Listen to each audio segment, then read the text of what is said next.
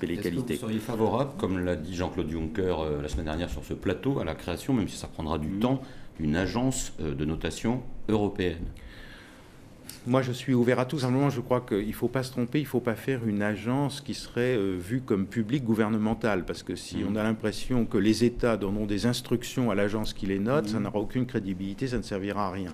Mais quand je cite la COFAS et Hermès, ce sont des entreprises européennes qui pourraient développer, ou d'autres, bien sûr. Je n'ai pas aucune exclusive, aucun intérêt. En tout cas, pas d'agence publique. Il ne faut pas que ce soit une agence de notation publique. Non, je crois qu'il faut que ces agences soient vraiment indépendantes. Bon, ensuite, il faut trouver les moyens qu'elles soient vraiment indépendantes.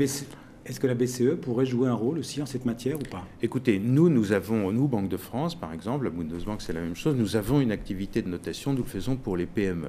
Je pense que ce n'est pas le rôle des banques centrales de noter les États. Nous n'aurions pas une grande crédibilité ou nous serions dans une difficulté de relations politiques avec les États. Il vaut mieux que ce soit des agences du secteur privé. Par contre, ces agences doivent être mieux régulées, mieux surveillées. Il faut qu'elles fassent la démonstration de la qualité de leurs méthodes, de leurs équipes.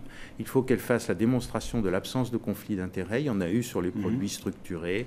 Il faut qu'elles aient également des règles de déontologie sur la périodicité à laquelle elles sortent leurs notations et la façon dont elles le font. Conflit d'intérêts parce qu'elles notent parfois leurs propres clients. Oui, c'est ça. Ce qui est quand même parfois un peu spécial. Ceci, c'était parfaitement clair et j'espère que ça n'arrivera plus à l'avenir. Mais il faut des règles, il faut de la surveillance.